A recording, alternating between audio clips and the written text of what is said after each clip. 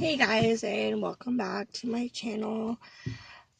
So I told you guys in my last videos of my story about my biological father that I wanted to do a story about my son, my 12-year-old son's biological father, and kind of his story and whatnot. I mean, there's a lot of stuff. I let him tell the story, but there's a lot of stuff that he doesn't know or he wasn't born for and stuff like that. So here it goes. So I was 19 when I had him the day before my 20th birthday. Kind of started off. His father was 14 when we started dating. We dated on and off for 9.5 months. No, I'm not proud of the age difference. I am really embarrassed to say our age difference, like how old I was, how old he was, that kind of thing. It's really embarrassing to me that I did that, but everybody makes mistakes, and that's what life's about. That's what I've learned is, everybody makes mistakes. Nobody's perfect.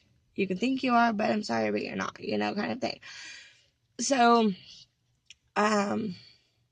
my former friend, acquaintance now, wanted to date my ex-boyfriend. So she hooked me up with her ex-boyfriend, who is my son's biological father.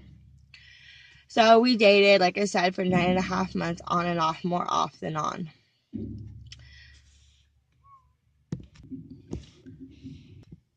So I graduated high school in June of 2003, and my son was born April of 2004. So my son was conceived on August 3rd, 4th-ish. I think it was the 3rd, actually. Well, my ex and I, Bob and I went kayaking down the river, whatever, with my friend and her boyfriend. We had some drinks. Mike's Hard Lemonade. Yes, we were minors, but it was fun. Like, that was the fun of it. And it was all great and groovy and everything. And we went back to my place and we hung out, having a great time. Nobody was home. My aunt and uncle were home because I was living with them at the time. And so I have a drink of my lemonade out of my Jack Club. And so we ended up having sex. I wasn't on birth control, and we didn't use a condom. Like, I was sexually active for about a year before we had sex. Or I got with my ex and we had sex. And at that time, I was so young and naive that I didn't pay attention to my periods like I do now. You know what I mean? Like, I was 19 and I was 18. So I didn't pay attention. Like, it was just like, whatever. So my friend came over and she's like, dude, have you gotten your period yet? And I was like, I don't know. Like, I don't pay attention to that. So we went to the store and I got a pregnancy test. And I about shit myself because it was positive. And I was like, oh my God, what am I going to do? Oh my God, holy fuck, I'm going to die. Like, what am I going to do? And I listen to country music. So in the back, we listen to music. And Kenny Chesney's There Goes My Life was playing. So that's always been my son's song, was Kenny Chesney's There Goes My Life, because that's the song that was playing when I found out I was pregnant with him. I was like, oh my fucking God, what am I going to fucking do? And I was like, oh my God, I don't know what to do the whole bit. Like, I'm 18 and I'm pregnant. Or almost that. And so, no, I was 19. I'm sorry, because I graduated at 19. So I was 19 and pregnant. And at this time, I believe my ex was in a group home in Philo, California. So it was really hard on me. Or maybe it was later in the pregnancy, but either way, he ended up in the group home in Philo. So I just kind of I was in shock. A couple days later or so, I didn't tell anyone except for me and my friend knew. Nobody else knew. Not my parents, not my uncle, not my aunt that I was living with. Nobody knew. So I don't even know how many days, how many weeks. I don't even know how long it was. Well, no, because that's not true. So I went over to my friend's house and I told her that I might be pregnant, a different friend. And I actually went to a pregnancy place, I think it was Planned Parenthood, with a friend of mine, which happened to be my brother, like I said, in my biological father's story, was actually my brother that I went with. And I went there and I took a pregnancy test, and sure as shit, it came out positive again. So they said my due date was like April, whatever. I was like, holy fuck. So, I found out later on after I told my family.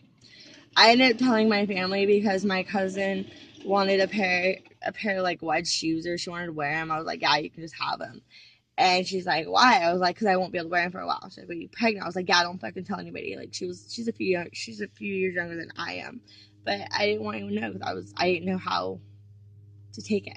I was still processing it myself, and so I my aunt kind of found out because I gave the shoes to my cousin. I was like, yeah, like I just like, yeah, I'm pregnant. She's like, oh, you're gonna tell your uncle you want me to? I'm like, I can't do it.